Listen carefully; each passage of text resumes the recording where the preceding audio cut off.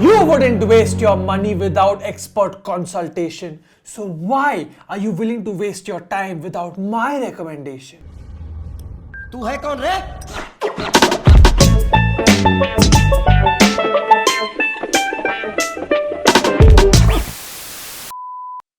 Welcome to Swiggy Weekend Watchlist with me, Raunaq Rajani, where I tell you the good shows to watch this weekend and the bad shows that you definitely should watch this weekend. The first show this week is Drive to Survive on Netflix. The show is a documentary about F1 drivers, their behind the scenes, their teams, their politics, everything. Drive to Survive, or as people in UP call it, driving. First of all, I didn't know anything about the F1 until I watched the show. I got curious because the internet was filled with Toto Wolff memes and I just wanted to fit in. I watched the show with a clean slate and I was wrong about so many things. For example, earlier I used to think the word is Grand Prix. No, it's Grand Prix. क्या बोला? ये मुंह से सुपारी निकाल के बात कर रहे बाबा. And what a great time to watch the show, because today, March 11th, apart from the 3 seasons that you can watch, a 4th season is releasing. The season revolves around the controversy between Lewis Hamilton and Max Verstappen in the Abu Dhabi Grand Prix. I'll explain the controversy. Mercedes is accusing Red Bull of foul play and accusing FIA race director Michael Masi of being unfair. And I agree. No company with wings should be allowed in a race of wheels. चांद पे है मैं. यार देखो, Hamilton भाई के साथ बहुत गलत हुआ.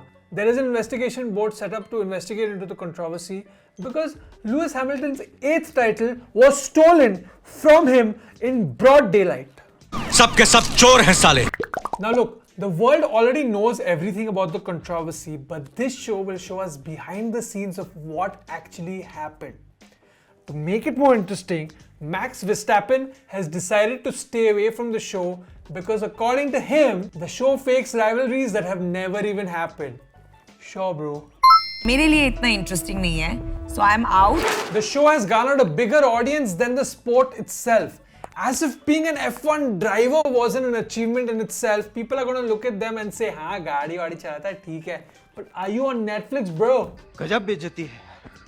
Thanks to the show, I learned a couple of interesting things about the sport I had never known. For example, after every race, the average driver loses about 2 to 3 kilos of weight because of the extreme heat and dehydration. That's better than keto, man. Fact number 2. It usually takes about only 3 seconds to change all 4 tires of an F1 car. The record time is 1.9 seconds. You realize that this sentence itself took me 7 seconds to say? That's the only thing quicker than an Instamart delivery. Fact 3. In the 2019 season, Force India Formula 1 team went bankrupt, so billionaire businessman Lawrence Stroll bought it over. And guess what he did? Typical billionaire behavior, he made his son Lance Stroll one of the drivers. He is literally the first dad who was like, "Gaadi fast chala nahi to tere se le lunga." You know, I think the reason why our country doesn't have so many Grand Prix drivers is because Indian parents look at their kids and like, तुम single seater गाड़ी का क्या करोगे, हाँ? आगे जाओगे, तुम्हारी family होगी, buy a bigger car, buddy. गजब बेइज्जती है. Look, understanding F1 might not be easy, but it's not rocket science. Which brings me to our next show, Rocket Boys on Sony Live. The show is about 2 young Indian scientists striving for technological advancements, and it's streaming on the Sony Live app. Rocket Boys talks about the achievements and friendship of 2 brilliant minds, Vikram Sarabhai and Homi Baba, or as Pandit Nehru used to lovingly call them, mad scientists. While the entire content landscape is filled with shows about gangsters and crime and superheroes, it's a refreshing change to see a docudrama about 2 scientists. In fact, this show managed to do something that none of my teachers ever managed to do. Make science look cool. The 8-episode series pragmatically debates many important issues like pacifism, patriotism, and the perils of arms race. It is historically accurate, well-researched, and my favorite part is that it shows us the human faces behind these great scientists with all their glory and all their flaws. For example, in one scene, Vikram Sarabhai gets really angry and walks out of a theatre because the movie was scientifically inaccurate. Wait till he watches.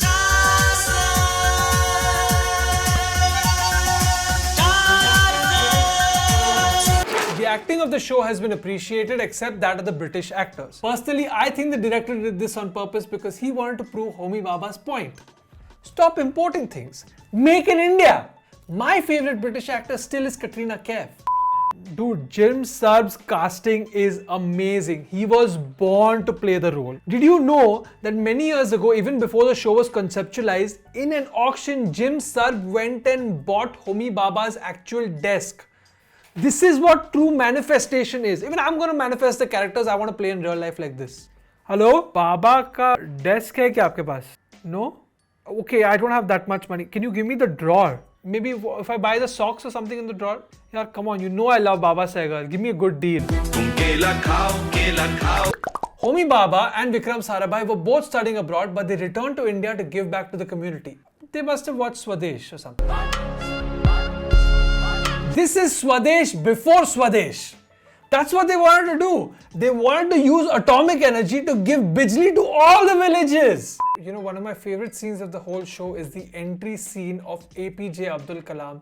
He's a young, heartwarming personality. It's amazing. It's one of the best entries since Undertaker entering the ring. So Abdul Kalam applies for a job with Vikram Sarabhai and gives him a resume which has all his failures listed as well as his achievements.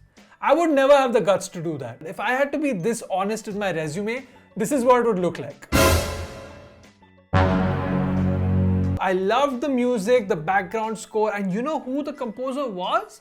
Achin Thakkar, the guy who did Scam 1992. It's almost a flawless series. I thoroughly enjoyed it. The only complaint I have is that it was too dimly lit. I had to keep adjusting the brightness while watching it. That is, of course, until I watched the next recommendation for this week. Batman. The Batman at a cinema near you. The movie is dark, thematically as well as aesthetically. Dude, there are hardly even any scenes with sunlight in them. It's so dark you can't take your plants for the film. Gotham City में crime का issue है और lighting का भी. यहाँ पे justice भी नहीं मिल रहा है और photosynthesis भी नहीं. The film is more detective and noir than your regular superhero film. It is a piece of art in itself. I know it's inevitable, but it's unfair to compare it to Christopher Nolan's Batman. That movie was so good, I don't just compare it to movies, I compare it to everything. हाँ, मैंने सुना आपको baby हुआ है? Yeah, पर क्या उसकी origin story Batman Begins से अच्छी है?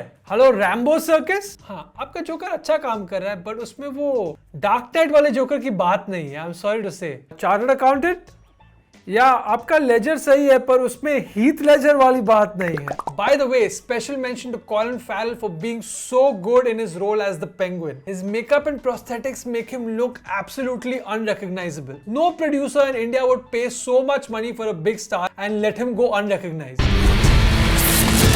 This Batman is the youngest Batman till date, which means even Alfred is being portrayed in a new light like he's never been shown before. This Alfred is more like a parent to the young Batman. I wish they showed him being more of a parent though. तुम रात भर जागते रहते हो ना, इसलिए तुम्हारे आंखों के नीचे काला पड़ गया है. बेटा तुम पहले अपना 12th पास कर लो, उसके बाद में तुम्हें जो बैटमैन बनना है तुम बन सकते हो. ब्लडी कभी कपड़े धोता ही नहीं है. You know this suit used to be white. Ideologically, Riddler kills everybody who's also on the same radar as that of Batman.